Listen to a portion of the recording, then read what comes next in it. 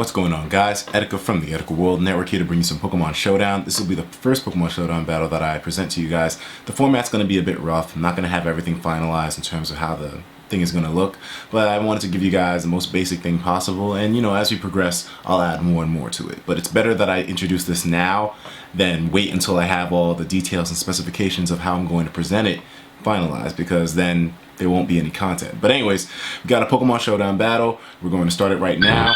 And oh shit, I put the sound on. Okay, we gotta stop that. Stop. Oh, reset. Okay. I did not remember to turn the sound off. Okay, replay with music off. Yeah. And play.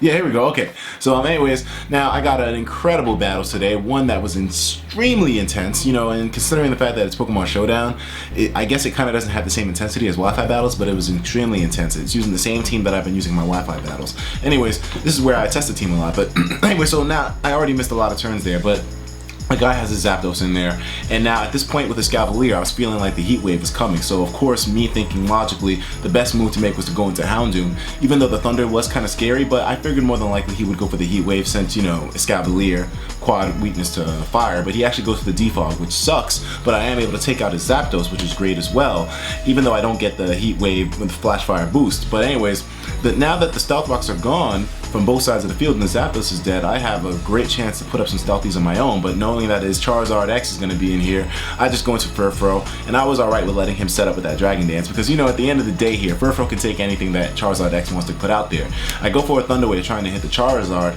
but maybe it was better to go for the Toxic instead, since I knew for a fact that I'd be able to set up my Stealth Rocks, and he goes for his own Toxic, Metagross comes in, is able to absorb it, I set up my Stealth Rocks, and since Zapdos is gone, those are going to stay on the field. Now, knowing that the Earthquake is going to be what this guy wants to attack me with, going to Superior, who will take that really well, his Clefable comes in, and now, just to try to see what I can knock off here, I think I'm going to go for the knockoff.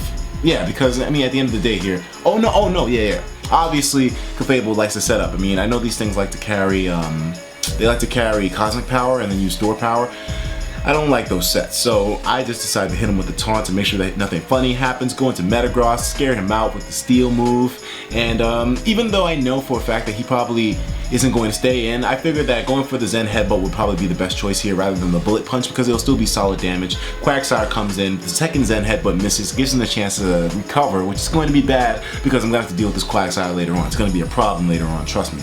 Anyways, now of course Superior is going to come in, and thank God this guy did not have Scald, because that would have been a chance for him to get some burns on people. Thankfully he didn't, he just has the raw power Earthquake, which is fine with me because my guys can take that all day. Thank God Superior has leftovers. Go for the taunt on Scolipede, or rather I think I went for the taunt on the someone before, because I wouldn't go for a taunt on a Scolipede. I think right now I'll go for the Glare. But anyways, so now at this point he goes in there with his Quagsire, Furfrou's in there to take the hit from the Scolipede. I'm gonna go for the Roar here, try to get the Charizard out, and the Charizard does actually come back in, but now that the Charizard is in, I figure the best way to get this guy killed is to Roar again, get some more entry hazard damage on somebody else. So I do go for that Roar again, Gengar comes in, and now here's where I play really foolishly with Gengar, because I'm thinking, oh okay, I'll be able to leave at least one hit. No, I am not. He kills me with the Sludge Wave. Furfrou cannot take special hits. Go in there with Houndoom now, because I figured I can just outspeed the Gengar and kill it with a Dark Pulse, since Mega Houndoom is faster.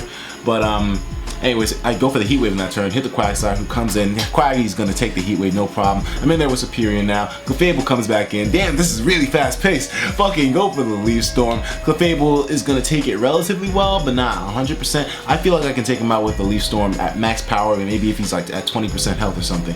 Go for the taunt to make sure no setup happens. While he predicts that, goes into his Gengar. At this point now, I feel the Bullet Punch will be able to take him out. It is not. Shadow Ball kills Metagross.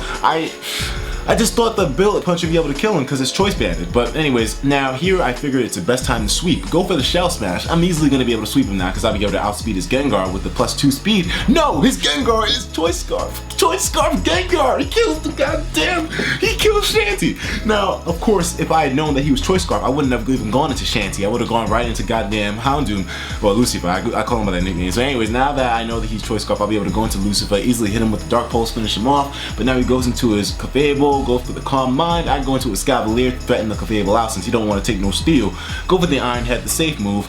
Didn't want to overpredict anything, and plus there was nothing else I could really do there. What was I going to do? Toxic the Clefable? Anyways, goes into Quagsire now, and of course, it's not a good move for me staying in there. And of course I got the Leaf Storm with Superior, but I wanted to Toxic this guy first, or at least get it. You see, I wanted to make sure that this guy has no residual recovery, because you know, if this Quagsire is left with his leftovers, it's going to negate the damage of the Stealth Rocks easily. So I got to make sure I knocked off his leftovers. I go for another knockoff because the knockoff was doing more damage than the Iron Head on the Quagsire. It was. Iron Head was doing nothing. Look, it does 12% to this guy. The knockoff is doing a little bit more, I feel, or around the same amount. Anyways, now knowing that this guy probably isn't going to be able to stop me from setting up, I just go for the Sword Dances here to try to get off as much damage as possible with the Iron Head. But look, Iron Head only does 11% with a Sword Dance? No thanks. Going to my Superior now.